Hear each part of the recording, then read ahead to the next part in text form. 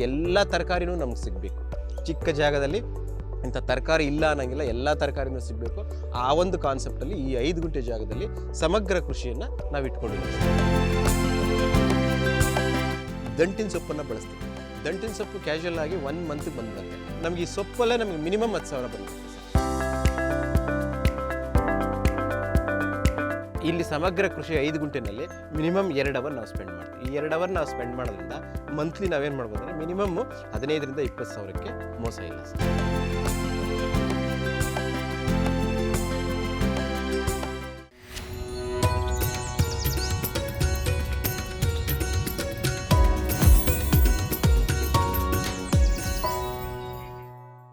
ಕಡಿಮೆ ಜಾಗದಲ್ಲಿ ವೈವಿಧ್ಯಮಯ ಬೆಳೆಗಳು, ಮಳೆ ನೀರನ್ನೇ ಆಧರಿಸಿ ಸಮಗ್ರ ಬೇಸಾಯ, 5 ಗುಂಟೆಯಲ್ಲಿ ತಿಂಗಳಿಗೆ 15,000 ರೂಪಾಯಿ ಆದಾಯ. ಸಮಗ್ರ ಕೃಷಿ ಪದ್ಧತಿ. ಕೃಷಿ ಖಜಾನೆಗೆ ಸ್ವಾಗತ. ನಾನು ಶ್ವೇತಾ.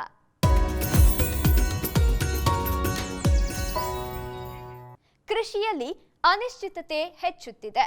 ಕೃಷಿ ಉತ್ಪನ್ನಗಳಿಗೆ ನಿಶ್ಚಿತ ಬೆಲೆ ಸಿಗದ ಹಿನ್ನೆಲೆಯಲ್ಲಿ ಸಾಕಷ್ಟು ರೈತರು ಕೃಷಿಯಲ್ಲಿ ನಷ್ಟ ಅನುಭವಿಸುತ್ತಿದ್ದಾರೆ. ಈ ಹಿನ್ನೆಲೆಯಲ್ಲಿ ಕೃಷಿಯಲ್ಲಿ ಲಾಭವಿಲ್ಲ ಅಂತ ಬೇರೆ ಕೆಲಸಗಳತ್ತ ಮತ್ತು ನಗರಗಳತ್ತ ಮುಖ ಮಾಡುವವರ ಸಂಖ್ಯೆಯು ಹೆಚ್ಚುತ್ತಾ ಇದೆ. ಆದರೆ ಕಡಿಮೆ ಜಮೀನಿನಲ್ಲಿ ಮಳೆಯಾಶ್ರಯದಲ್ಲೇ ತೃಪ್ತಿದಾಯಕ ಆದಾಯ ಗಳಿಸಲು ಸಾಧ್ಯವಿದೆ ಎಂಬುದನ್ನು ಕೋಲಾರದ ಪ್ರಗತಿಪರ ರೈತರೊಬ್ಬರು ತೋರಿಸಿಕೊಟ್ಟಿದ್ದಾರೆ. ಇಂದು 5 ಗುಂಟೆಯಲ್ಲಿ ತಿಂಗಳಿಗೆ 15,000 ಆದಾಯ ಗಳಿಸೋದು ಹೇಗೆ ಅನ್ನುವ ವಿವರ ತಿಳಿಯೋಣ ಬನ್ನಿ.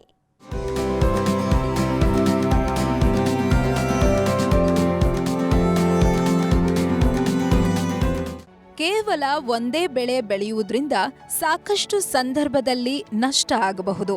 ಮಾರುಕಟ್ಟೆಯಲ್ಲಿನ ಬೆಲೆಯ ಏರಿಳಿತದಿಂದ ರೈತ ಹೈರಾಣಾಗುತ್ತಿದ್ದಾರೆ. ಹಾಗಾಗಿ ಸಾಕಷ್ಟು ರೈತರು ಸಮಗ್ರ ಕೃಷಿ ಪದ್ಧತಿಯನ್ನು ಅಳವಡಿಸಿಕೊಂಡಿದ್ದು ಒಂದಲ್ಲ ಒಂದು ಬೆಳೆಯಲ್ಲಿ ಅಥವಾ ಉಪ ಕಸುಬಿನಲ್ಲಿ ಹೆಚ್ಚಿನ ಆದಾಯ ಪಡೆಯುತ್ತಿದ್ದಾರೆ. ಕೋಲಾರದ ಪ್ರಗತಿಪರ ರೈತರೊಬ್ಬರು ಸಮಗ್ರ ಕೃಷಿ ಪದ್ಧತಿ ಅಳವಡಿಸಿಕೊಂಡು ಉತ್ತಮ ಆದಾಯ ಪಡೆಯುತ್ತಿದ್ದಾರೆ. ಇದರ ಜೊತೆಯಲ್ಲೇ ಅವರು ಕೇವಲ 5 ಗುಂಟೆ ಜಮೀನಿನಲ್ಲಿ ಹಲವು ಬೆಳೆಗಳನ್ನು ಬೆಳೆಯುವ ಮೂಲಕ ಪ್ರತಿ ತಿಂಗಳು ನಿಶ್ಚಿತ ಆದಾಯ ಗಳಿಸುವ ಮಾದರಿಯನ್ನು ಅಳವಡಿಸಿಕೊಂಡಿದ್ದಾರೆ. ವೃತ್ತಿಯಲ್ಲಿ ಶಿಕ್ಷಕರಾಗಿರುವ ಕೋಲಾರ ತಾಲೂಕಿನ ನೆರ್ನಹಳ್ಳಿ ಸುರೇಶ್ ಬಾಬು ಅವರು ತಮ್ಮ ಬಿಡುವಿನ ವೇಳೆಯಲ್ಲಿ ಕೃಷಿಯಲ್ಲಿ ತೊಡಗಿಸಿಕೊಂಡಿದ್ದು ಹಲವು ಪ್ರಯೋಗಗಳ ಮೂಲಕ ಕೃಷಿಯನ್ನು ಲಾಭದಾಯಕವಾಗಿಸಿಕೊಂಡಿದ್ದಾರೆ. ಅವರು ತಮಗಿರುವ 3.5 ಎಕರೆ ಜಮೀನಿನಲ್ಲಿ ಸಮಗ್ರ ಕೃಷಿ ಪದ್ಧತಿಯನ್ನು ಅಳವಡಿಸಿಕೊಂಡಿದ್ದು ಅದರಲ್ಲಿ ಹೆಬ್ಬೇವು, ಶ್ರೀಗಂಧ, ನುಗ್ಗೆ, ಮಾವು, ಹಲಸು, ಅಂಜೂರ, ನೇರಳೆ, ಸೀತಾಫಲ, ಬಾದಾಮಿ, ಖರ್ಜೂರ ಸೇರಿದಂತೆ ವಿವಿಧ ಅರಣ್ಯ ಜಾತಿಯ ಮತ್ತು ಹಣ್ಣಿನ ಮರಗಳನ್ನು ಬೆಳೆಸಿದ್ದಾರೆ. ಜೊತೆಗೆ ಹಲವು ವಿಧದ ತರಕಾರಿಗಳು, ಕುರಿ, ಕೋಳಿ, ಹಸುಗಳನ್ನು ಸಾಕಿದ್ದಾರೆ. ಜೊತೆಗೆ ಹಲವು ಪ್ರಾಣಿ ಪಕ್ಷಿಗಳನ್ನು ಸಹ ಸಾಕಿಕೊಂಡಿದ್ದಾರೆ. ಒಟ್ಟಾರೆ ಇವರು ತಮ್ಮ ಜಮೀನಿನಲ್ಲಿ ವರ್ಷಕ್ಕೆ 10ರಿಂದ 12 ಲಕ್ಷ ರೂಪಾಯಿ ಆದಾಯ ಪಡೆಯುತ್ತಿದ್ದಾರೆ.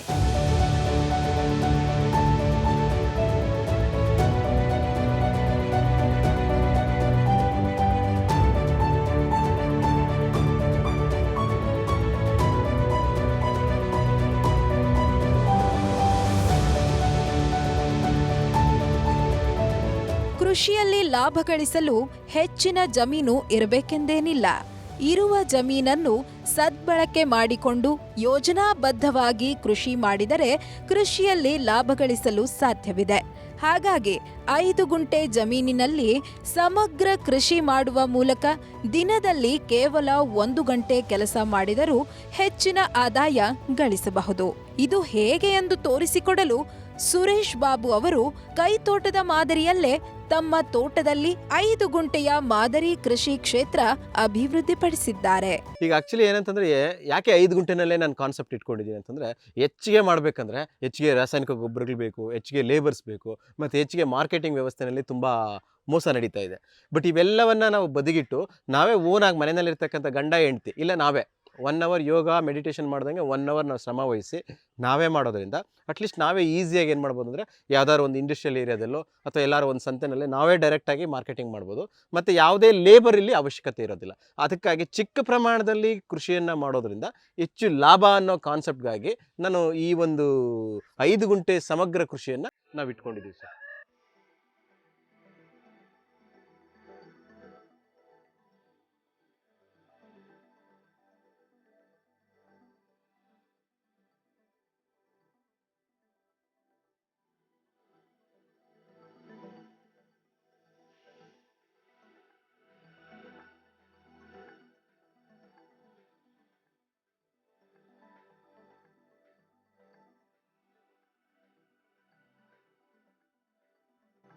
ಬಹಳಷ್ಟು ರೈತರು ಬೇರೆಯವರು ಬೆಳೆದಿರುವ ಬೆಳೆಗಳನ್ನು ಬೆಳೆಯಲು ಮುಂದಾಗುತ್ತಾರೆ. ಸಾಕಷ್ಟು ಸಂದರ್ಭದಲ್ಲಿ ಹೀಗೆ ಹೆಚ್ಚಿನ ಪ್ರಮಾಣದಲ್ಲಿ ಬೆಳೆದ ಬೆಳೆಗಳಿಗೆ ಮಾರುಕಟ್ಟೆಯಲ್ಲಿ ಸೂಕ್ತ ಬೆಲೆ ಸಿಗೋದಿಲ್ಲ. ಇದರಿಂದ ರೈತರಿಗೆ ತೀವ್ರ ನಷ್ಟವಾಗುತ್ತೆ. ಸಾಕಷ್ಟು ಬಾರಿ ಬೆಳೆ ಬೆಳೆಯಲು ಮಾಡಿದ ಖರ್ಚು ಸಹ ಬರುವುದಿಲ್ಲ. ಹಾಗಾಗಿ ಚಿಕ್ಕ ಪ್ರದೇಶದಲ್ಲಿ ಹಲವು ವಿಧದ ಬೆಳೆಗಳನ್ನು ಬೆಳೆದುಕೊಂಡಾಗ ಒಂದಿಲ್ಲೊಂದು ಬೆಳೆಯಲ್ಲಿ ಆದಾಯ ಸಿಕ್ಕೇ ಸಿಗುತ್ತೆ ಅನ್ನೋದು ಈ ಕೃಷಿ ಪದ್ಧತಿಯ ಮೂಲ ಉದ್ದೇಶ. ರೈತರು ಏನು ಮಾಡ್ತಾ ಇದ್ದಾರೆ ಅಂದರೆ, ಈಗ ಯಾರೋ ಯಥೇಚ್ಛವಾಗಿ ಟೊಮಾಟೊ ಬೆಳೆದಿದ್ದಾರೆ, ಯಾರೋ ಹೀರೆಕಾಯಿ ಬೆಳೆದಿದ್ದಾರೆ, ಯಾರೋ ಇದು ಮಾಡಿದ್ದಾರೆ, ನಾವು ಯಥೇಚ್ಛವಾಗಿ ಹಾಕ್ಬಿಡ್ತೀವಿ. ಅದನ್ನೇನು ಮಾಡ್ತೀವಿ ಅಂತಂದರೆ ಮಾರ್ಕೆಟ್ಗೆ ಎತ್ಕೊಂಡು ಹೋಗ್ತೀವಿ. ಮಾರ್ಕೆಟ್ಗೆ ಎತ್ಕೊಂಡು ಹೋದರೆ ಸೂಕ್ತವಾದ ಬೆಲೆ ಸಿಗೋದಿಲ್ಲ. ಅಲ್ಲಿ ಏನಾಗ್ತಾನೆ ಅಂದರೆ ರೈತ ಸಾಲಗಾರ ಆಗ್ತಾನೆ, ರಾಸಾಯನಿಕ ಗೊಬ್ಬರಗಳಿಂದ ಸಾಲಗಾರ ಆಗ್ತಾನೆ, ಲೇಬರಿಂದ ಸಾಲಗಾರ ಆಗ್ತಿದ್ದಾನೆ. ಅದಕ್ಕಾಗಿ ನಾನು ಪ್ರತಿಯೊಬ್ಬ ರೈತನಿಗೆ ಹೇಳೋದೇನೆಂದರೆ, ಕೃಷಿನಲ್ಲಿ ವೈಜ್ಞಾನಿಕತೆಯನ್ನು ಮಾಡಿ ನೀವು ಕಡಿಮೆ ಖರ್ಚಲ್ಲಿ, ನಾವು ಸುರೇಶ್ ಪಾಳೇಕರ್ ಅವರ ಮೆಥಡ್ಸನ್ನು ಅನುಸರಿಸ್ಕೊಂಡು ನಮಗೆ ಎಲ್ಲ ತರಕಾರಿನೂ ನಮ್ಗೆ ಸಿಗಬೇಕು. ಚಿಕ್ಕ ಜಾಗದಲ್ಲಿ ಇಂಥ ತರಕಾರಿ ಇಲ್ಲ ಅನ್ನೋಂಗಿಲ್ಲ, ಎಲ್ಲ ತರಕಾರಿನೂ ಸಿಗಬೇಕು. ಆ ಒಂದು ಕಾನ್ಸೆಪ್ಟಲ್ಲಿ ಈ 5 ಗುಂಟೆ ಜಾಗದಲ್ಲಿ ಸಮಗ್ರ ಕೃಷಿಯನ್ನು ನಾವು ಇಟ್ಕೊಂಡಿದ್ದೀವಿ ಸರ್.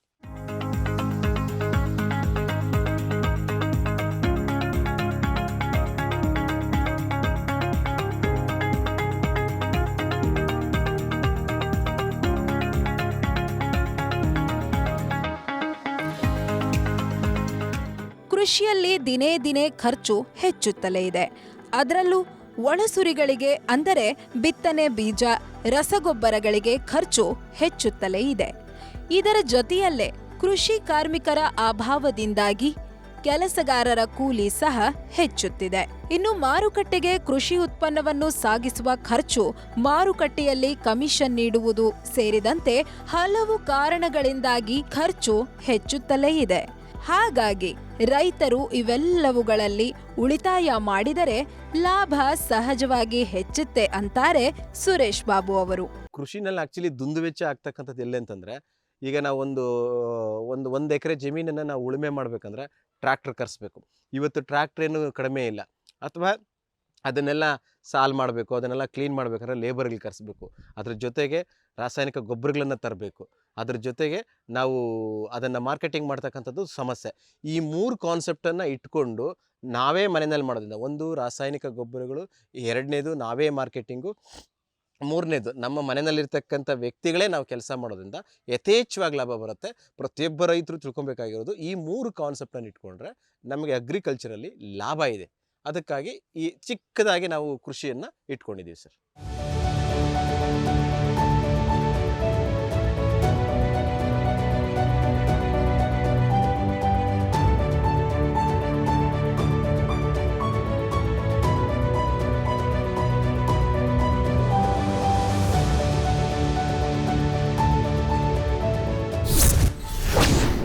ಬಿತ್ತನೆಗೆ ನಾಟಿ ಬೀಜಗಳ ಬಳಕೆ. ಬಿತ್ತನೆ ಬೀಜಗಳನ್ನು ಹೊರಗಿನಿಂದ ತಂದು ಬೆಳೆ ಬೆಳೆಯುತ್ತೇವೆಂದರೆ ಸಹಜವಾಗಿಯೇ ಖರ್ಚು ಹೆಚ್ಚಾಗುತ್ತೆ. ಹಾಗಾಗಿ ನಮ್ಮ ಸಾಂಪ್ರದಾಯಿಕ ವಿಧಾನದಂತೆ ನಾಟಿ ಬೀಜಗಳನ್ನು ಬಳಸಿಕೊಂಡು ಬೆಳೆ ಬೆಳೆದುಕೊಳ್ಳಬಹುದು. ಇನ್ನು ನಾಟಿ ಬೀಜಗಳನ್ನು ರೈತರೇ ಉತ್ಪಾದಿಸಿಕೊಂಡು ಬೆಳೆ ಬೆಳೆಯಬಹುದಾದ್ದರಿಂದ ಖರ್ಚಿನಲ್ಲಿ ಸಾಕಷ್ಟು ಉಳಿತಾಯವಾಗುತ್ತೆ. ಸಾವಯವ ವಿಧಾನದಲ್ಲಿ ಕೃಷಿ ಮಾಡುವುದಕ್ಕೆ ನಾಟಿ ಬೀಜಗಳು ಹೆಚ್ಚು ಸೂಕ್ತ. ಆ ಒಂದು ಯಾವುದೇ ರಾಸಾಯನಿಕ ಯುಕ್ತ ಬೀಜಗಳನ್ನು ನಾವು ಬಳಸೋದಿಲ್ಲ. ನಾವು ರಾಸಾಯನಿಕ ಮುಕ್ತವಾಗಿರ್ತಕ್ಕಂಥ ಬೀಜಗಳನ್ನೇ ಬಳಸೋದ್ರಿಂದ ನಮಗೆ ರುಚಿ ಇರುತ್ತೆ. ನಾಟಿ ಬೀಜಗಳು. ಅದಕ್ಕಾಗಿ ನಾವೇನು ಮಾಡ್ತೀವಿ ಅಂತಂದರೆ ಈ ನಾಟಿ ಬೀಜಗಳನ್ನು ತೊಗೊಂಬಂದು ನಾವೇ ಹಾಕ್ತೀವಿ.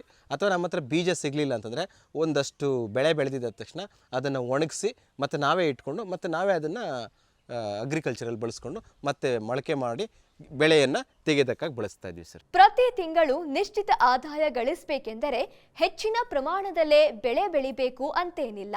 ಅಲ್ಪ ಜಮೀನಿನಲ್ಲೂ ಯೋಜನಾಬದ್ಧವಾಗಿ ಬೆಳೆಗಳನ್ನ ಬೆಳೆದುಕೊಂಡರೆ ಹೆಚ್ಚಿನ ಆದಾಯ ಗಳಿಸಬಹುದು. ಸುರೇಶ್ ಬಾಬು ಅವರು ತಮ್ಮ ಜಮೀನಿನಲ್ಲಿ 10 ಬೆಳೆಗಳನ್ನ ಬೆಳೆದಿದ್ದಾರೆ. 5 ಗುಂಟೆ ಜಮೀನಿನಲ್ಲಿ 10 ಬೆಳೆಗಳು. ಸುರೇಶ್ ಬಾಬು ಅವರು 5 ಗುಂಟೆ ಜಮೀನಿನಲ್ಲಿ ಹಲವು ತರಕಾರಿ ಮತ್ತು ಸೊಪ್ಪಿನ ಬೆಳೆಗಳನ್ನು ಬೆಳೆಸಿದ್ದಾರೆ. ಚಿಕ್ಕ ಚಿಕ್ಕ ಪಾತಿ ಮಾಡಿಕೊಂಡು ಅದರಲ್ಲಿ ಕ್ಯಾಪ್ಸಿಕಂ, ಈರುಳ್ಳಿ, ಬೆಳ್ಳುಳ್ಳಿ, ಹಾಗಲಕಾಯಿ, ಹೀರೆಕಾಯಿ, ಬದನೆಕಾಯಿ ಸೇರಿದಂತೆ ಹಲವು ತರಕಾರಿಗಳು 3-4 ವಿಧದ ಸೊಪ್ಪುಗಳನ್ನು ಬೆಳೆಸಿದ್ದಾರೆ. ಎಲ್ಲಾ ವಿಧದ ತರಕಾರಿ ಮತ್ತು ಸೊಪ್ಪುಗಳಿರುವುದರಿಂದ ಅವುಗಳನ್ನು ಮಾರಾಟ ಮಾಡಿ ಹೆಚ್ಚಿನ ಆದಾಯ ಗಳಿಸಬಹುದು. ಈ 5 ಗುಂಟೆ ಈ ಒಂದು ಜಾಗದಲ್ಲಿ ನಾವು ಬೆಳೆಸ್ತಾ ಇರ್ತಕ್ಕಂಥದ್ದು ಕ್ಯಾಪ್ಸಿಕಮ್ ಇದೆ, ನೆಲದ ಬೀನ್ಸ್ ಇದೆ, ಮತ್ತು ಈರುಳ್ಳಿ ಇದೆ, ಬೆಳ್ಳುಳ್ಳಿ ಇದೆ, ದಂಟಿನ ಸೊಪ್ಪಿದೆ, ಕೊತ್ತಂಬರಿ ಸೊಪ್ಪಿದೆ, ಮತ್ತು ಹಾಗಲಕಾಯಿ ಇದೆ, ಹೀರೆಕಾಯಿ ಇದೆ. ಎಲ್ಲ ಕಾನ್ಸೆಪ್ಟ್ ಇಡೋದ್ರಿಂದ ನಾವು ಅಟ್ಲೀಸ್ಟ್ ಒಂದು 3 ಕೆ ಜಿ 3 ಕೆ ಜಿ ಅಥವಾ ಒಂದು 5 ಕೆ ಜಿ ನಾವು ಎತ್ಕೊಂಡೋಗಿ ಮಾರ್ಕೆಟಿಂಗ್ ಮಾಡೋದ್ರಿಂದ ನಮಗೆ ಯಥೇಚ್ಛವಾಗಿ ಯಾವುದೇ ಬ್ರೋಕರ್ ಇಲ್ಲದೆ ಇರೋದ್ರಿಂದ ಡೈರೆಕ್ಟಾಗಿ ನಮಗೇನಾಗುತ್ತೆ ಅಂತಂದರೆ ಸೇಲ್ ಆಗೋದ್ರಿಂದ ನಮಗೆ ಹೆಚ್ಚು ಲಾಭ ಇರುತ್ತೆ. ಸಣ್ಣ ಎಕ್ಸಾಂಪಲ್, ಒಂದು ಕಟ್ಟು ನಾವು ಯಾವುದೋ ಒಂದು APMCಗೋ ಯಾವುದೋ ಒಂದು ಬ್ರೋಕರ್ಗೆ ಹಾಕಿದರೆ 2 ರೂಪಾಯಿ ತೊಗೊತಾರೆ. ಅದೇ ನಾವೇ ಡೈರೆಕ್ಟಾಗಿ ಮಾರಿದ್ರೆ 20 ರೂಪಾಯಿ ಆಗುತ್ತೆ. ಆದ್ದರಿಂದ ನಾವೇ ಮಾಡೋದಕ್ಕಾಗಿ ಚಿಕ್ಕ ಪ್ರಮಾಣದಲ್ಲಿ ನಾನು ಮಾಡಿರ್ತಕ್ಕಂಥದ್ದು ಒಂದು ಕಾನ್ಸೆಪ್ಟ್. 1 ತಿಂಗಳಲ್ಲಿ ಕಟಾವಿಗೆ ಬರುವ ಬೆಳೆಗಳಿಗೆ ಪ್ರಾಧಾನ್ಯತೆ. ಸೊಪ್ಪು ಮಾರಾಟದಿಂದ ತಿಂಗಳಿಗೆ 10ರಿಂದ 12 ಸಾವಿರ ಆದಾಯ. 5 ಗುಂಟೆಯಲ್ಲಿ ಸೊಪ್ಪು, ತರಕಾರಿ ಬೆಳೆದು ಹೆಚ್ಚಿನ ಆದಾಯ ಗಳಿಸಬೇಕಂದ್ರೆ ಕೆಲವೊಂದು ಕ್ರಮಗಳನ್ನು ಅನುಸರಿಸಬೇಕು. 3 ತಿಂಗಳ ಬೆಳೆಗಳನ್ನು ಹೆಚ್ಚಾಗಿ ಹಾಕಿದಾಗ ರೈತರಿಗೆ ಆದಾಯ ಬರುವುದು ತಡವಾಗುತ್ತೆ. ಪ್ರತಿ ತಿಂಗಳು ಆದಾಯ ಬರಬೇಕಂದ್ರೆ 1 ತಿಂಗಳಲ್ಲಿ ಕಟಾವಿಗೆ ಬರುವ ಬೆಳೆಗಳನ್ನೇ ಹೆಚ್ಚಾಗಿ ಬೆಳೆಯಬೇಕು. ಹಾಗಾಗಿ ಸುರೇಶ್ ಅವರು ದಂಟು ಮತ್ತು ಮೆಂತೆ ಸೊಪ್ಪನ್ನು ಬ್ಯಾಚ್ಗಳಲ್ಲಿ ಬೆಳೆಸುತ್ತಿದ್ದು ನಿರಂತರವಾಗಿ ಕಟಾವು ಮಾಡುವಂತೆ ವ್ಯವಸ್ಥೆ ಮಾಡಿಕೊಂಡಿದ್ದಾರೆ. ಕೇವಲ ಸೊಪ್ಪುಗಳ ಮಾರಾಟದಿಂದಲೇ ತಿಂಗಳಿಗೆ 10ರಿಂದ 12 ಸಾವಿರ ರೂಪಾಯಿ ಸಿಗುತ್ತಿದೆ. ಇನ್ನು ಪ್ರತಿಯೊಂದು ವಿಧದ ತರಕಾರಿಯ 50ರಿಂದ 100 ಗಿಡಗಳನ್ನು ಬೆಳೆಸಿದ್ದು ತರಕಾರಿಗಳಿಂದಲೂ ನಿರಂತರವಾಗಿ ಆದಾಯ ಸಿಗುತ್ತಿದೆ ಅಂತಾರೆ ಸುರೇಶ್ ಅವರು.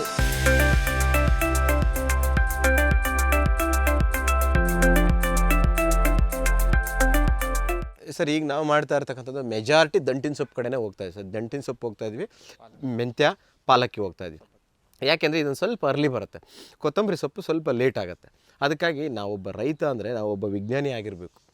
ಅದ್ರ ಬಗ್ಗೆ ಆಳತೆ ತಿಳ್ಕೊಂಡ್ರೆ ನಾವು ಏನಾರು ಒಂದಷ್ಟು 3 ಕಾಸು ಮಾಡೋದಕ್ಕಾಗೋದು. ಇಲ್ಲ ನಾವು ಯಾರೋ ಬೆಳೆದಿದ್ದಾರೆ ಅಂತ ಹೊಟ್ಟೆ ಊರಿಗೆ ಮಾಡೋಕ್ಕೆ ಹೋದರೆ ಏನೂ ಆಗೋದಿಲ್ಲ. ಅದಕ್ಕಾಗಿ ಸೊಪ್ಪಲ್ಲಿ ನಾವು 3 ಥರ ಸೊಪ್ಪು ಹಾಕ್ಕೊಳ್ಳೋದ್ರಿಂದ ಲಾಭ ಯಥೇಚ್ಛವಾಗಿದೆ. ನಾನು ಒಟ್ಟಾರೆ ರೈತರಿಗೆ ಕಾನ್ಸೆಪ್ಟ್ ಕೊಡ್ತಕ್ಕಂಥದ್ದು ಏನಂತಂದರೆ, ಲೇಬರ್ಗಳನ್ನೆಲ್ಲ ಇಟ್ಕೊಂಡು ಹೆಚ್ಚಿಗೆ ಲೋನ್ಗಳು ಮಾಡಿಕೊಂಡು ಶೆಡ್ಗಳು ಹಾಕ್ಕೊಂಡು ಯಾರೋ ಲೇಬರ್ ಮೇಲೆ ಬಿಟ್ಕೊಂಡು ನೀವು ಅಗ್ರಿಕಲ್ಚರ್ ಮಾಡ್ತೀನಿ ಅಂದರೆ ಅಗ್ರಿಕಲ್ಚರ್ ಖಂಡಿತವಾಗ್ಲೂ ಲಾಸ್ ಇದೆ.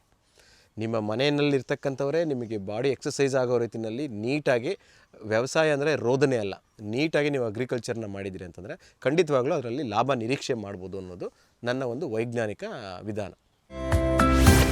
ಸಂಪೂರ್ಣ ಸಾವಯವ ಪದ್ಧತಿಯಲ್ಲಿ ಬೇಸಾಯ.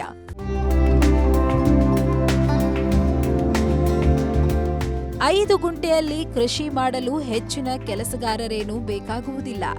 ಮನೆಯಲ್ಲಿರುವವರೇ ದಿನದಲ್ಲಿ 1-2 ಗಂಟೆ ಕೆಲಸ ಮಾಡಿಕೊಂಡರೂ ಸಾಕಾಗತ್ತೆ. ಇನ್ನು ಸುರೇಶ್ ಬಾಬು ಅವರು ರಾಸಾಯನಿಕ ಗೊಬ್ಬರಗಳನ್ನು ಬಳಸದೆ ಸಂಪೂರ್ಣವಾಗಿ ಸಾವಯವ ವಿಧಾನದಲ್ಲಿ ಕೃಷಿ ಮಾಡುತ್ತಿದ್ದಾರೆ. ಕೊಟ್ಟಿಗೆ ಗೊಬ್ಬರ, ಕುರಿ, ಕೋಳಿ ಗೊಬ್ಬರವನ್ನು ಮಾತ್ರ ಬಳಸುತ್ತಿದ್ದಾರೆ. ಇದರಿಂದ ರಾಸಾಯನಿಕ ಗೊಬ್ಬರದ ಖರ್ಚು ಉಳಿತಾಯವಾಗುತ್ತಿದೆ. ನೋಡಿ, ಈಗ ಲೇಬರು ಇಲ್ಲಿ ಯಾರೂ ಇಲ್ಲ. ಲೇಬರ್ನ ಬೇರೆಯವ್ರನ್ನ ನಾವು ಕರ್ಕೊಳ್ಳೋದೇ ಇಲ್ಲ. ಮತ್ತು ಇಲ್ಲಿ ರಾಸಾಯನಿಕ ಗೊಬ್ಬರಗಳನ್ನು ಮತ್ತು ರಾಸಾಯನಿಕ ಕ್ರಿಮಿನಾಶಕಗಳನ್ನು ನಾವು ಬಳಸೋದೇ ಇಲ್ಲ. ನಾವೇನು ಮಾಡ್ತೀವಿ ಅಂತಂದರೆ ನಮ್ಮಲ್ಲಿರ್ತಕ್ಕಂಥ ಕುರಿ ಕೋಳಿನ ಗೊಬ್ಬರಗಳನ್ನೇ ನಾವು ಸಾವಯವವಾಗಿ ಬಳಸ್ಕೊಂಡಿದ್ದೀವಿ. ಇಲ್ಲಿ ನಾವೇ ನಿಂತು ಅದೆಲ್ಲ ಮಾಡೋದ್ರಿಂದ ನಮಗೆ ಯಥೇಚ್ಛವಾಗಿ ಹೀಲ್ಡ್ ಬರುತ್ತೆ. ನಮಗೆ ಯಾವುದೇ ರೀತಿಯಾಗಿರ್ತಕ್ಕಂಥ ರಾಸಾಯನಿಕ ಮುಕ್ತವಾಗಿ ನಾವು ಜೀವನ ಮಾಡ್ಬೋದು ಅಂತೇಳ್ಬಿಟ್ಟು.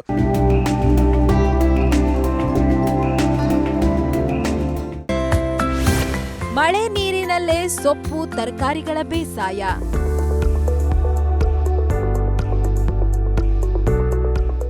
ಐದು ಗುಂಟೆಯಲ್ಲಿ ತರಕಾರಿ ಮತ್ತು ಸೊಪ್ಪುಗಳನ್ನು ಬೆಳೆಯಲು ಇವರು ಬೋರ್ವೆಲ್ ನೀರು ಬಳಸುತ್ತಿಲ್ಲ. ಮಳೆ ನೀರನ್ನು ಕೃಷಿ ಹೊಂಡದಲ್ಲಿ ಸಂಗ್ರಹಿಸಿ ಅದನ್ನು ಬಳಸಿಯೇ ಕೃಷಿ ಮಾಡುತ್ತಿದ್ದಾರೆ. ಇನ್ನು ಚಿಕ್ಕ ಪ್ರಮಾಣದಲ್ಲಿ ಕೃಷಿ ಮಾಡುವುದರಿಂದ ನೀರಿನ ಅವಶ್ಯಕತೆಯೂ ಸಹ ಹೆಚ್ಚಿಗೆ ಬೀಳುವುದಿಲ್ಲ. ಮಳೆ ನೀರೇ ಸಾಕಾಗುತ್ತೆ ಅನ್ನೋದೇ ಸುರೇಶ್ ಬಾಬು ಅವರ ಅಭಿಪ್ರಾಯ. ಬೋರ್ವೆಲ್ಲೇ ಇಲ್ಲ ಸರ್.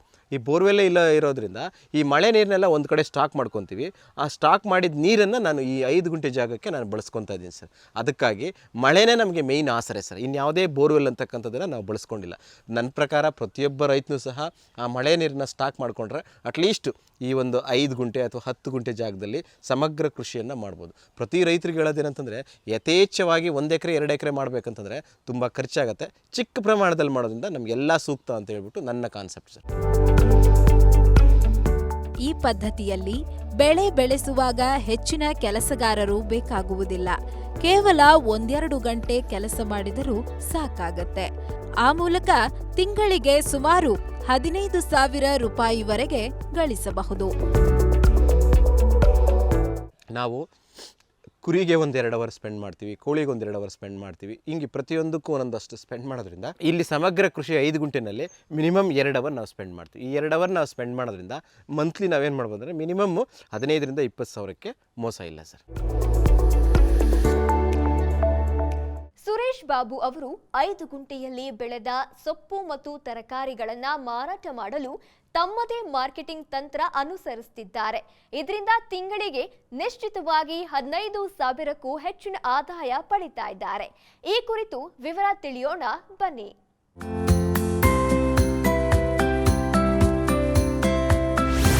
ನೇರ ಮಾರಾಟದಿಂದ ಹೆಚ್ಚಿನ ಲಾಭ. ರೈತರು ಎಕರೆಗಳಲ್ಲಿ ಬೆಳೆ ಬೆಳೆದಾಗ ದೊಡ್ಡ ಮಾರುಕಟ್ಟೆಯಲ್ಲೇ ಅದನ್ನು ಮಾರಾಟ ಮಾಡಬೇಕು. ರೈತರಿಗೆ ಬಹುತೇಕ ಸಂದರ್ಭದಲ್ಲಿ ಉತ್ತಮ ಬೆಲೆ ಸಿಗುವುದೇ ಇಲ್ಲ. ಹಾಗಾಗಿ ರೈತರಿಗೆ ನಷ್ಟವಾಗುವುದೇ ಹೆಚ್ಚು. ಇನ್ನು ರೈತರು ತಮ್ಮ ಉತ್ಪನ್ನವನ್ನು ಮಾರುಕಟ್ಟೆಯಲ್ಲೇ ಮಾರಾಟ ಮಾಡಬೇಕಾದ ಅನಿವಾರ್ಯತೆಗೂ ಸಿಲುಕಿಕೊಂಡಿದ್ದಾರೆ. ಅದೇ ಕಡಿಮೆ ಜಾಗದಲ್ಲಿ ತರಕಾರಿ ಸೊಪ್ಪುಗಳನ್ನು ಬೆಳೆದಿದ್ದಾಗ ನೇರವಾಗಿ ಗ್ರಾಹಕರಿಗೆ ಮಾರಾಟ ಮಾಡಬಹುದು.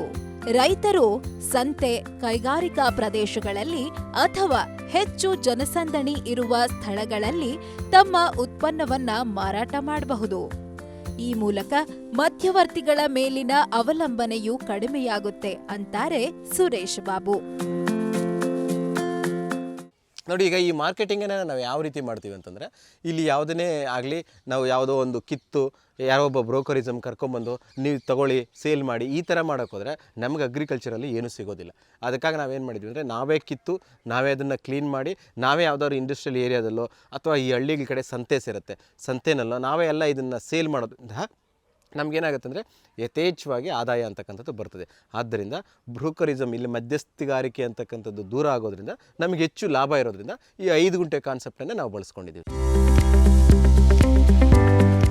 ಇನ್ನು ರೈತರು ಒಂದೇ ಬೆಳೆಯನ್ನ ಅವಲಂಬಿಸಿದರೆ ನಷ್ಟ ಉಂಟಾಗುವ ಸಾಧ್ಯತೆ ಹೆಚ್ಚು. ಹಾಗಾಗಿ ಅರಣ್ಯ ಕೃಷಿ, ತರಕಾರಿ, ಹಣ್ಣಿನ ಬೆಳೆಗಳು ಜೊತೆಯಲ್ಲೇ ಕೆಲವೊಂದಷ್ಟು ಹಸು, ಕುರಿ, ಕೋಳಿ, ಮೀನುಗಳನ್ನು ಸಾಕಿದರೆ ಅದರಿಂದಲೂ ಹೆಚ್ಚಿನ ಲಾಭ ಸಿಗುತ್ತೆ. ರೈತರು ಯಾವುದೇ ಬೆಳೆ ಬೆಳೆಯುವಾಗಲೂ ಅದರ ಕುರಿತು ಕೂಲಂಕುಷವಾಗಿ ಮಾಹಿತಿ ತಿಳಿದುಕೊಳ್ಳುವುದು ಉತ್ತಮ. ಇಲ್ಲದಿದ್ರೆ ರೈತರಿಗೆ ಹೆಚ್ಚಿನ ನಷ್ಟ ಉಂಟಾಗುತ್ತೆ. ಆ್ಯಕ್ಚುಲಿ ಒಬ್ಬ ರೈತ ಅಂತಂದ ತಕ್ಷಣ ಒಂದನ್ನೇ ಅವಲಂಬಿಸಿ ಜೀವನ ಮಾಡಬಾರ್ದು ಸರ್. ಒಬ್ಬ ರೈತ ಅಂದ ತಕ್ಷಣ ಎಲ್ಲವನ್ನ ಅವಲಂಬಿಸ್ಕೊಂಡಿರ್ಬೇಕು. ಇಲ್ಲಿ ಕುರಿನೂ ಇರಬೇಕು, ಕೋಳಿನೂ ಇರಬೇಕು, ಒಂದು ಹಸುನೂ ಇರಬೇಕು, ಒಂದಷ್ಟು ಅರಣ್ಯ ಪದ್ಧತಿನೂ ಇರಬೇಕು, ಒಂದಷ್ಟು ತರಕಾರಿನೂ ಇರಬೇಕು, ಒಂದಷ್ಟು ಹಣ್ಣಿನ ಗಿಡನೂ ಇರಬೇಕು. ಇವೆಲ್ಲ ಇದ್ರೇ ಒಂದರಲ್ಲಿ ಲಾಸ್ ಆದ್ರೂ ಒಂದರಲ್ಲಿ ಲಾಭ ತೆಗಿತಾನೆ. ಅದಕ್ಕಾಗಿ ನಾವೆಲ್ಲವನ್ನ ಇಟ್ಟಿದ್ದೀವಿ ಸರ್. ನಮ್ಮ ಫಾರಮ್ಮಲ್ಲಿ ಇಂಥ ಕೃಷಿ ಇಲ್ಲ ಅನ್ನಂಗಿಲ್ಲ ಸರ್. ಕುರಿ, ಕೋಳಿ, ಮೀನು, ದೇಶಿ ಆಕಳು, ಅರಣ್ಯ ಪದ್ಧತಿ, ಎರೆಹುಳು, ಮಳೆ ನೀರಿನ ಸಂಗ್ರಹ, ಮೊಟ್ಟೆ ಕೋಳಿ, ಪಂದ್ಯದ ಹುಂಜ, ಪ್ರತಿಯೊಂದು ಕಾನ್ಸೆಪ್ಟನ್ನು ಇಟ್ಕೊಂಡಿದ್ದೀವಿ. ನಮಗೇನಂತಂದರೆ ಒಂದರಲ್ಲಿ ಲಾಸ್ ಆದ್ರೂ ಇನ್ನೊಂದರಲ್ಲಿ ಲಾಭ ತೆಗಿಬೋದು ಅನ್ನೋದು ನಮ್ಮ ಕಾನ್ಸೆಪ್ಟ್ ಸರ್. ನೀವು ಕೃಷಿಯನ್ನೇ ಮಾಡಿ ಅಥವಾ ನೀವು ಒಂದು ಇಂಡಸ್ಟ್ರಿಯಲ್ಲೇ ಮಾಡಿ ಅಥವಾ ಒಂದು ಅಂಗಡಿಯನ್ನೇ ಮಾಡಿ, ಏನೇ ಮಾಡಿ, ನಾನು ಯುವಕರಿಗೆ ಎಸ್ಪೆಷಲಿ ರೈತರಿಗೆ ಹೇಳ್ತಕ್ಕಂಥ ಕಾನ್ಸೆಪ್ಟ್ ಏನಂತಂದರೆ ಅದ್ರ ಬಗ್ಗೆ ಸಂಪೂರ್ಣವಾದ ವೈಜ್ಞಾನಿಕ ಹಿನ್ನೆಲೆಯನ್ನು ತಿಳ್ಕೊಳ್ಳಿ, ಅದರ ಬಗ್ಗೆ ಸಂಪೂರ್ಣ ಆಳವನ್ನು ತಿಳ್ಕೊಳ್ಳಿ. ಮತ್ತೆ ನೀವೇನು ಮಾಡಬೇಕಂತಂದರೆ ಅದ್ರ ಬಗ್ಗೆ ನೀವು ಪ್ರೋಸೆಸ್ಸನ್ನು ಮುಂದುವರಿಸ್ಬೋದು. ಯಾರೋ ಮಾಡಿದ್ದಾರೆ ಅಂತ ಹೇಳ್ಬಿಟ್ಟು ನೋಡ್ಕೊಂಬಂದು ನೀವು ಮಾಡೋಕ್ಕೋದ್ರೆ ಕಾನ್ಸೆಪ್ಟ್ ಸಿಗೋದಿಲ್ಲ. ಅದರ ಬಗ್ಗೆ ಸ್ಟಡಿ ಮಾಡಬೇಕು. ಇವತ್ತು ಸಣ್ಣ ಎಕ್ಸಾಂಪಲು, ಒಬ್ಬ ವಿದ್ಯಾರ್ಥಿ 25 ವರ್ಷ ಓದಿದ್ದಾದಮೇಲೆ ಒಂದು ಇಂಜಿನಿಯರಿಂಗೋ ಮೆಡಿಕಲ್ಲೋ ಆಗಿ ಆಮೇಲೆ ಸಂಬಳ ಬರ್ತದೆ. ಹಂಗೆ ನೀವು ಒಂದು ಸಮಗ್ರ ಕೃಷಿಯನ್ನು ಮಾಡಬೇಕಂದ್ರೆ ಎಲ್ಲಾದರೂ ಒಂದಷ್ಟು ಮಾಹಿತಿಯನ್ನು ಗ್ಯಾದರ್ ಮಾಡಿ ದೆನ್ ನಿಮ್ಮ ಪ್ರೊಸೀಜರ್ನ ನೀವು ಸ್ಟಾರ್ಟ್ ಮಾಡ್ಕೊಳ್ಳಿ. ಅರಣ್ಯ ಕೃಷಿಯಲ್ಲಿ ಅಂತರ್ಬೆಳೆ ಬೆಳೆಯಲು ಸಾಧ್ಯ. ಸುರೇಶ್ ಬಾಬು ಅವರು ತಮ್ಮ ಜಮೀನಿನಲ್ಲಿ ಅರಣ್ಯ ಕೃಷಿಯನ್ನು ಮಾಡುತ್ತಿದ್ದಾರೆ. ಕಾಡು ಜಾತಿಯ ಮರಗಳನ್ನು ಅವರು ಬೆಳೆಸಿದ್ದಾರೆ. ಇನ್ನು ಅರಣ್ಯ ಕೃಷಿ ಮಾಡಿದರೆ ಕನಿಷ್ಠ 10 ರಿಂದ 15 ವರ್ಷ ಅದರಲ್ಲಿ ಯಾವುದೇ ಬೆಳೆ ಬೆಳೆಯಲು ಸಾಧ್ಯವಿಲ್ಲ. ಆದಾಯಕ್ಕಾಗಿ 10 ರಿಂದ 15 ವರ್ಷ ಕಾಯಬೇಕು ಅನ್ನೋದು ಸಾಕಷ್ಟು ರೈತರ ಅಭಿಪ್ರಾಯ. ಆದರೆ ಅರಣ್ಯ ಕೃಷಿಯಲ್ಲೂ ಮರಗಳ ನಡುವೆ ಸಾಕಷ್ಟು ಅಂತರ್ ಬೆಳೆಗಳನ್ನು ಬೆಳೆದುಕೊಳ್ಳಲು ಸಾಧ್ಯವಿದೆ. ಸುರೇಶ್ ಬಾಬು ಅವರು ಮುಂಗಾರು ಮತ್ತು ಹಿಂಗಾರು ಮಳೆಗೆ ಸೂಕ್ತವಾದ ಅಂತರ್ ಬೆಳೆಗಳನ್ನು ನಾಟಿ ಮಾಡಿ ಬೆಳೆದುಕೊಳ್ಳುತ್ತಾರೆ. ಸರ್, ಹೆಬ್ಬೇವಿಂದ ಈಗ ಹೇಳ್ಬೇಕಂತಂದರೆ ಅದು ಪ್ಲೇವುಡ್ ಶೀಟ್ಗೆ ಹೋಗುತ್ತೆ. ಹೆಬ್ಬೇವು ಈಗ ನಮ್ದು ಹೆಚ್ಚು ಕಡಿಮೆ 1000 ಗಿಡ ಇದೆ. ಅದನ್ನು ಪ್ಲೇವುಡ್ ಶೀಟ್ಗೆ ಹೋಗೋದ್ರಿಂದ ಇವತ್ತು ನಾವು ಒಂದು ಹೆಬ್ಬೇವನ್ನು 1 ಟನ್ ಲೆಕ್ಕದಲ್ಲಿ ನಾವು ಸೇಲ್ ಮಾಡ್ತೀನಿ ಅಂದ್ರೂ ಒಂದು ಮರ 2 ಟನ್ ಬರುತ್ತೆ. ಕನಿಷ್ಠ ಪಕ್ಷ ನಾನು ಅಂದ್ಕೊಂಡಿರೋದು 1 ಟನ್ 5,000 ಅಂದ್ರೂ 2 ಟನ್ನಿಗೆ 10,000. ಒಂದು ಮರ 10,000 ಅಂದ್ರೂ 1,000 ಮರಕ್ಕೆ 1 ಕೋಟಿ ರೂಪಾಯಿಗೆ ಮೋಸ ಇಲ್ಲ. ಬೇಡ, ನಮ್ಗೆ 50 ಲಕ್ಷ ಬರಲಿ ಬಿಡಿ. ಇದೇನಂತಂದರೆ ನಾವು ಕೊನೆವರೆಗೂ ಕಾಯ್ತಾ ಇಲ್ಲ. ಅದರಲ್ಲಿ ಜೊತೆಗೆ ನಾವೇನು ಮಾಡ್ತಾಯಿದ್ದೀವಿ ಅಂದರೆ ಆ ಸೊಪ್ಪನ್ನೆಲ್ಲ ತೆಗೆದು ಕುರಿಗಳಿಗೆ ಮೇವಿಗೆ ಬಳಸ್ಕೊಂಡಿದ್ವಿ. ಮತ್ತು ಫ್ಯೂಚರಲ್ಲಿ ಕಾಂಡ ಏನಾಗುತ್ತೆ ಅಂತಂದರೆ ದಪ್ಪ ಆಗುತ್ತೆ. ಆಮೇಲೆ ಅರಣ್ಯ ಪದ್ಧತಿನಲ್ಲಿ ಶ್ರೀಗಂಧನೂ ಬೆಳೆಸಿದ್ವಿ. ಆ ಒಂದು ಹೆಬ್ಬೇವೆಲ್ಲ ಕಟಾವು ಮಾಡಿದ ತಕ್ಷಣ ಶ್ರೀಗಂಧ ಮರಗಳು ಡೆವಲಪ್ ಆಗುತ್ತೆ. ಈಗ ನಿಮಗೆ ಕಾನ್ಸೆಪ್ಟ್ ಗೊತ್ತಿರ್ಬೋದು, ಹೆಬ್ಬೇವು, ಶ್ರೀಗಂಧ, ಇದರ ಜೊತೆಯಲ್ಲಿ ಮಧ್ಯದಲ್ಲಿ ನಾವು ತರಕಾರಿ ಬೆಳೆಗಳನ್ನು ಹಾಕಿದ್ದೀವಿ. ಮುಂಗಾರು ಬೆಳೆಗೆ ಬೇಕಾಗಿರ್ತಕ್ಕಂಥ ಕೆಲವೊಂದು ಧಾನ್ಯಗಳನ್ನು, ಹಿಂಗಾರು ಮಳೆಗೆ ಬೇಕಾಗಿರ್ತಕ್ಕಂಥ ಕೆಲವೊಂದು ಧಾನ್ಯಗಳನ್ನು ಹಾಕೋದ್ರಿಂದ ನಾವು ಪ್ರತಿ ವರ್ಷ ಅದರಲ್ಲೂ ಸಹ ಆದಾಯವನ್ನು ಪಡೀಬೋದು ಅಂತ ನನ್ನ ಕಾನ್ಸೆಪ್ಟ್ ಇದೆ. ಸುರೇಶ್ ಅವರು ತಮ್ಮ ಜಮೀನಿನಲ್ಲಿ 1,000 ಹೆಬ್ಬೇವನ್ನು ಬೆಳೆಸಿದ್ದಾರೆ. 10 ರಿಂದ 15 ವರ್ಷದ ಬಳಿಕ ಒಂದೊಂದು ಮರವು ಸುಮಾರು 2 ಟನ್ ತೂಕ ಬರುತ್ತೆ. ಈ ಹಿನ್ನೆಲೆಯಲ್ಲಿ ಒಂದು ಮರದಲ್ಲಿ ಕನಿಷ್ಠ 10,000 ರೂಪಾಯಿ ಆದಾಯ ಸಿಕ್ಕೇ ಸಿಗುತ್ತೆ. ಇನ್ನು ಹೆಬ್ಬೇವಿನ ಸೊಪ್ಪನ್ನು ಕುರಿ, ಮೇಕೆಗಳಿಗೆ ಮೇವಾಗಿ ಬಳಸಿದ್ದೇವೆ. ಹೆಬ್ಬೇವಿನೊಂದಿಗೆ ಶ್ರೀಗಂಧವೂ ಇದ್ದು ಕೆಲವು ವರ್ಷ ಕಳೆದ ಬಳಿಕ ದೊಡ್ಡ ಆದಾಯವನ್ನು ನಿರೀಕ್ಷಿಸಬಹುದು ಅನ್ನೋದು ಸುರೇಶ್ ಅವರ ಅಭಿಪ್ರಾಯ.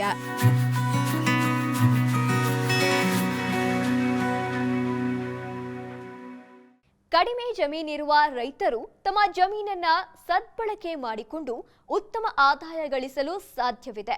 ಕೇವಲ 5 ಗುಂಟೆಯಲ್ಲಿ ವಿವಿಧ ಸೊಪ್ಪು, ತರಕಾರಿಗಳನ್ನು ಬೆಳೆಸಿ ತಿಂಗಳಿಗೆ ಕನಿಷ್ಠ 15,000 ಗಳಿಸಬಹುದು ಅಂತ ಸುರೇಶ್ ಬಾಬು ಅವರು ತೋರಿಸಿಕೊಟ್ಟಿದ್ದಾರೆ. ಸಮಗ್ರ ವಿವರಗಳುಳ್ಳ ಕೃಷಿ ಸಂಬಂಧಿಸಿದ ಈ ಸಂಚಿಕೆಗಳನ್ನು ನಿಮಗೆ ಬೇಕಾದಾಗ ವೀಕ್ಷಿಸಲು ಹಾಗೂ ಕೃಷಿಯ ಕುರಿತಾದ ಮತ್ತಷ್ಟು ಮಾಹಿತಿಗಾಗಿ ವಿಸ್ತಾರ ಕೃಷಿಯ ಯೂಟ್ಯೂಬ್ ಚಾನೆಲ್ಗೆ ಸಬ್ಸ್ಕ್ರೈಬ್ ಆಗಿ. ಅನುಕ್ಷಣದ ಸುದ್ದಿಗಾಗಿ ನೋಡ್ತಾ ಇರಿ ವಿಸ್ತಾರ ನ್ಯೂಸ್. ಇದು ನಿಖರ ಜನಪರ. ನೀವು ವಿಶೇಷವಾದ ಬೆಳೆ ಬೆಳೆದಿದ್ರೆ, ತಂತ್ರಜ್ಞಾನ ಅಳವಡಿಸಿಕೊಂಡು ಕೃಷಿ ಮಾಡ್ತಾ ಇದ್ರೆ, ಮಾದರಿ ಕೃಷಿಕರಾಗಿದ್ರೆ ವಿಸ್ತಾರ ನ್ಯೂಸ್ ತಂಡವನ್ನು ಸಂಪರ್ಕಿಸಿ ನಿಮ್ಮ ಗೆಲುವಿನ ಗುಟ್ಟನ್ನು ನಮ್ಮ ಜೊತೆ ಹಂಚಿಕೊಳ್ಳಬಹುದು. ವಿಳಾಸ ವಿಸ್ತಾರ ನ್ಯೂಸ್, ನಂಬರ್ 1, 2 ಹಾಗೂ 4ನೇ ಮಹಡಿ, the new Indian express building, 2 ಹಾಗೂ 3ನೇ ಬ್ಲಾಕ್, ಕ್ವೀನ್ಸ್ ರಸ್ತೆ, ಬೆಂಗಳೂರು 560001. Phone number 9606942030. ಇಮೇಲ್ ವಿಳಾಸ program@vistaranews.com.